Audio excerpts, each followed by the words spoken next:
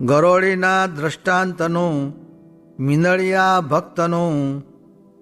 સ્વામિનારાયણ હરે સંવત 1881 આષાઢ સુધી છઠને દિવસ સંધ્યા આરતીને સમયે સ્વામી શ્રી સહજાનંદજી મહારાજ શ્રી ગઢડા મધ્યે દાદા ખાચરના દરબારમાં ઉગમણે દ્વાર ઓરડાની ઓસરીએ ઢોલિયા ઉપર વિરાજમાન હતા અને મસ્તક ઉપર શ્વેતપાગ પુષ્પને તોરે યુક્ત વિરાજમાન હતી અને શ્વેત ચાદર ઓઢી હતી ને શ્વેત ખેસ પહેર્યો હતો અને શ્રીજી મહારાજના મુખારવિંદની આગળ પરમહંસ તથા દેશ દેશના હરિભક્તની સભા ભરાઈને બેઠી હતી અને મશાલનો પ્રકાશ થઈ રહ્યો હતો અને મુનિમંડળ દુકડને સરોદા લઈને ભગવાનના કીર્તનનું ગાન કરતા હતા.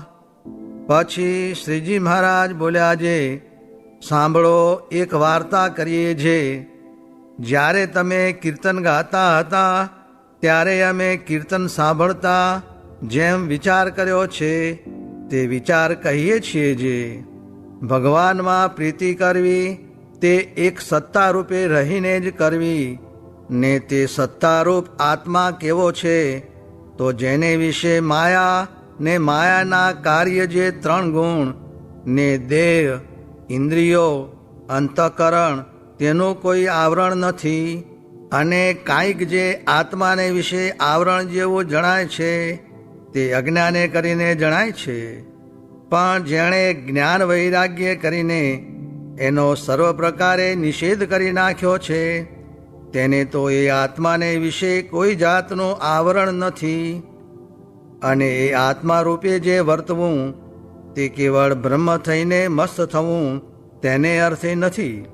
એ તો પોતાને આત્મા રૂપે રહેવું તેનું એ પ્રયોજન છે. જે હું આત્મા છું તે મારે વિશે કોઈ જાતનું માયાનું આવરણ નથી તો આત્મા થકી પર જે પરમાત્મા નારાયણ વાસુદેવ તેને વિશે તો માયાનો લેશ પણ કેમ હોય. એવી રીતે ભગવાનમાં કોઈ રીતનો દોષ ના આવે તે સારું આત્મનિષ્ઠા દ્રઢ કરીને રાખવી અને આત્માના પ્રકાશને વિશે વિચારને રાખીને સત્તારૂપમાં જે પેશવા આવે તેનો નાશ કરી નાખો. જેમ દીવાના પ્રકાશમાં ગરોળી આવીને જે જંતુ આવે તેનો નાશ કરે છે તેમ આત્માનો જે પ્રકાશ તેમાં રહ્યો જે વિચાર તે આત્મા વિના બીજા પદાર્થનો નાશ કરી નાખે છે.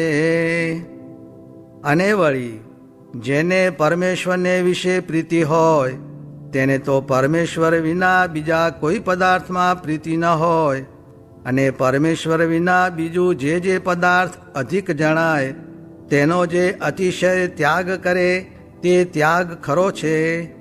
અને તે પદાર્થ નાનો હોય અથવા મોટું હોય પણ તેનો જે ત્યાગ કરવો તેનું જ નામ ત્યાગ કહેવાય.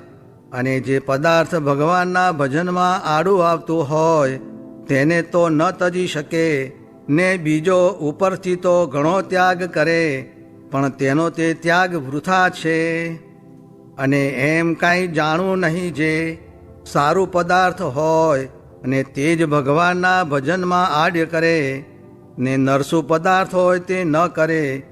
એ તો જીવનો એવો સ્વભાવ છે. જે જેમ કોઈકને ગળ્યું ભાવે, કોઈકને ખારું ભાવે, કોઈકને ખાટું ભાવે, કોઈકને કડવું ભાવે, તેમ જીવની તો એવી તુચ્છ બુદ્ધિ છે તે અલ્પ પદાર્થ હોય તેને પણ ભગવાન કરતાં અધિક વહાલું કરી રાખે છે. અને જ્યારે ભગવાનની મોટપ સામું જોઈએ ત્યારે તો એવો કોઈ પદાર્થ છે નહીં જે તેની કોટીમાં ભાગના પાશંગમાં પણ આવે. એવા ભગવાનને યથાર્થ જાણીને જો હેત કર્યું હોય તો માયિક પદાર્થ જે પિંડ બ્રહ્માંડ આદિક તેમાં ક્યાંય પણ પ્રીતિ રહે નહીં. માયિક પદાર્થ સર્વે તુચ્છ થઈ જાય. અને એ ભગવાનનો જ્યારે યથાર્થ મહિમા જણાયો ત્યારે ચિત્રકેતુ રાજાએ કરોડ સ્ત્રીઓનો ત્યાગ કર્યો અને સર્વે પૃથ્વીનું ચક્રવર્તી રાજ હતું તે રાજનો પણ ત્યાગ કર્યો ને તે એમ સમજ્યા જે એ ભગવાનના સુખ આગળ એ 100 લાખ સ્ત્રીઓનું સુખ તે શી ગણતીમાં, અને ચક્રવર્તી રાજનું સુખ પણ શી ગણતીમાં, અને તેથી ઇન્દ્રના લોકનું ને બ્રહ્માના લોકનું સુખ પણ શી ગણતીમાં. અને એવા જે ભગવાન તે વિના જે બીજા પદાર્થને વિશે પ્રીતિ કરે છે તે તો અતિશય તુચ્છ બુદ્ધિવાળો છે. જેમ કૂતરું હોય તે સૂકા હાડકાને એકાંતે લઈ જઈને કરડે ને તેમાં સુખ માને છે, તેમ મૂર્ખ જીવ છે તે દુઃખને વિશે સુખને માનીને તુચ્છ પદાર્થને વિશે પ્રીતિને કરે છે. અને જે ભગવાનનો ભક્ત કહેવાતો હોય ને તેને ભગવાન થકી બીજા પદાર્થમાં તો હિત વધુ હોય તે તો કેવળ મિનળિયો ભક્ત છે. અને જે યથાર્થ ભગવાનનો ભક્ત હોય તેને તો ભગવાનથી બીજું કાંઈ પદાર્થ અધિક હોય જ નહીં. અને જ્ઞાન, વૈરાગ્ય, ભક્તિ અને ધર્મ તેણે યુક્ત એવો જે તે ભગવાનનો ભક્ત તે તો એમ જાણે છે, શૂરવીર હોય તે લડવા સમયે શત્રુ સન્મુખ ચાલે પણ બીએ નહીં, તે શૂરવીર સાચો. અને શૂરવીર હોય ને લડાઈમાં કામ ના આવ્યો અને ગાંઠે ધન હોય અને તે ખર્ચ્યા વાવર્યામાં કામ ના આવ્યું તે વૃથા છે. તેમ મને ભગવાન મળ્યા છે તે જે જીવ મારો સંગ કરે તેને આગળ હું કલ્યાણની વાત ન કરું ત્યારે મારું જ્ઞાન તે શા કામમાં આવ્યું. એમ વિચારીને ઉપદેશ કર્યા નિમિત્ત કાંઈક થોડી ઘણી ઉપાધિ રહે તો પણ પરમેશ્વરની વાત કર્યામાં કાયરપણું રાખે નહીં. એમ કહીને શ્રીજી મહારાજે તુલસીદાસજીના 3 પદ ગવરાવ્યા. તે 3 પદના નામ એક તો જ્યાકી લગન રામસો નાહી, તથા બીજું એહી કયો સુનુ વેદ ચહું, તથા ત્રીજું જાકુ પ્રિયન રામ વૈદેહી. એ 3 પદ ગવરાવીને પછી શ્રીજી મહારાજ બોલ્યા છે, જેવી રીતે આ પદમાં કહ્યું છે તેવી રીતે આપણે રહેવું છે. તે કરતાં કરતાં જો કાંઈક અધૂરું રહ્યું અને એટલામાં જો દેહ પડ્યો તો પણ મરીને નરક 84માં જવું નથી કે કોઈ ભૂત પ્રેત થવું નથી. સુધો ભૂંડામાં ભૂંડો દેહ આવશે તો પણ ઇન્દ્રના જેવો કે બ્રહ્માના જેવો તો આવશે, પણ એથી ઉતરતો નહીં આવે. માટે નિર્ભય રહીને ભગવાનનું ભજન કરવું. એમ કહીને શ્રીજી મહારાજને મુકુંદ બ્રહ્મચારી તેડવા આવ્યા. તે ભેળે જમવા પધાર્યા. ઇતિ વચનામૃતમ. એ રીતે ગરડા મધ્ય પ્રકરણનું 57મું વચનામૃત જે તે થયું. ભગવાન મળ્યા, સાધુ મળ્યા તેવે હૈયામાં દુઃખ આવવા દેવું નહીં, ને પ્રારબ્ધનું આવે તો ભોગવી લેવું. સ્વામિનારાયણ હરે સ્વામીએ વાત કરી છે, ભગવાને જે નિર્મ્યું છે તે તેમ જ થાય છે. તે ભગવાને નિર્મ્યા પ્રમાણે કંચનને સ્ત્રીમાં સૌ વધુ તણાય છે, ને મનુષ્યને મૈથુનનો નિયમ નથી, ને પશુ પક્ષીને છે. એ આદિક અનેક કળ ચડાવી મૂકી છે તે તેમ જ થાય છે. સ્વામિનારાયણ સ્વામીએ વાત કરી છે, ભગવાનનું સ્વરૂપ નિર્દોષ સમજવું ને મોટા મોટા એકાંતિક સાધુને પણ એમ સમજવા તે બરોબર કોઈ સાધન નથી.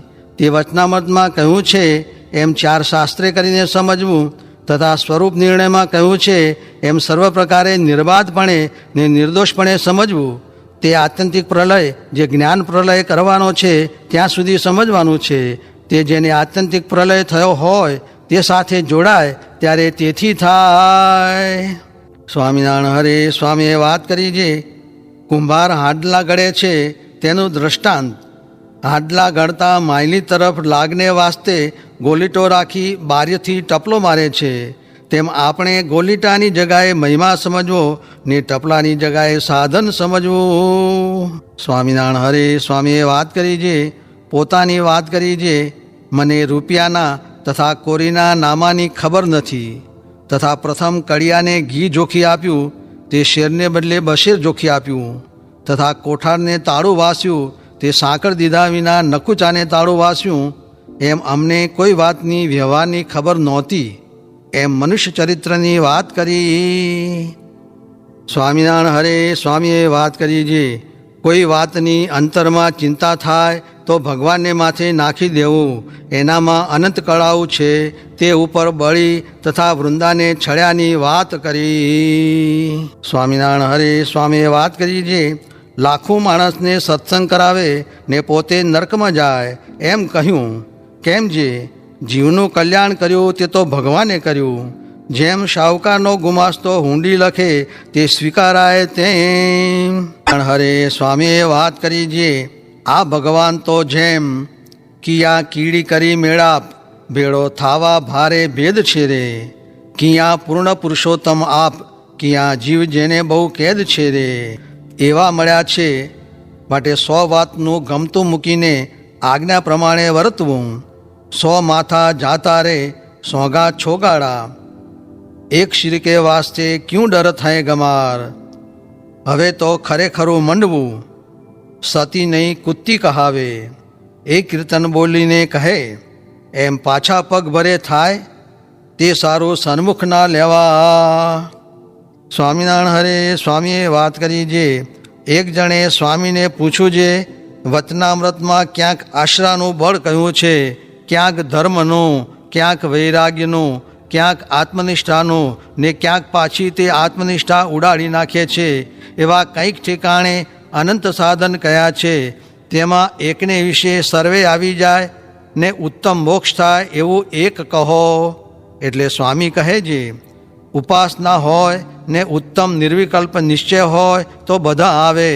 વળી પૂછું છે, ઉપાસના છે એમ કેમ જણાય? એટલે કહે, ત્રિભુવન વિભવ હેતવેપ્ય કુંઠ, એ શ્લોક પ્રમાણે તો વિષયની કોરનું હોય.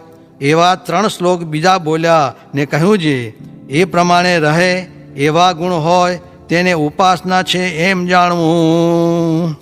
સ્વામિનારાયણ હરે સ્વામીએ વાત કરી છે, ગામ વાંઢિયામાં પરોક્ષ અવતારના ઉપાસક દેવજી ભક્ત હતા. તેને ઘેર શ્રીજી મહારાજ પધાર્યા ત્યારે તે ભક્તે પૂછ્યું છે, હે મહારાજ, તમે કેના સંત છો? ત્યારે શ્રીજી મહારાજ બોલ્યા છે, અમે તો સ્વામિનારાયણના પરમહંસ છીએ. પછી તે ભક્ત શ્રીજી મહારાજને પગે લાગીને બેઠા.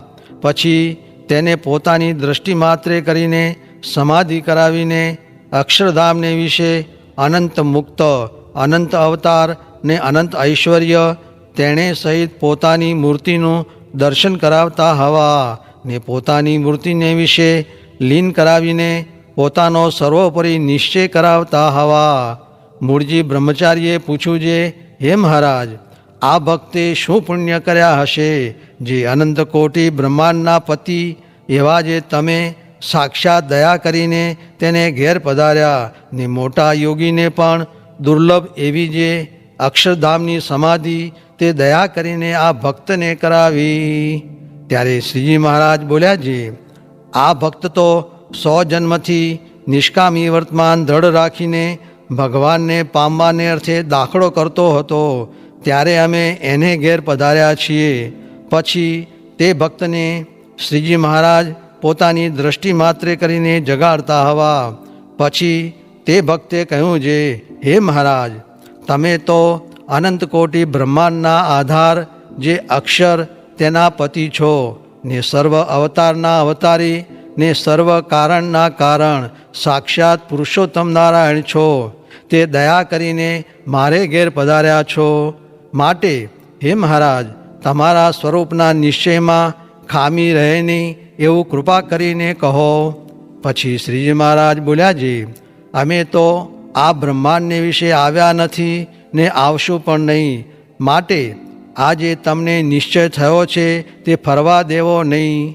એવી રીતે શ્રીજી મહારાજે દેવજી ભક્તને પોતાનું દિવ્ય ઐશ્વર્ય દયા કરીને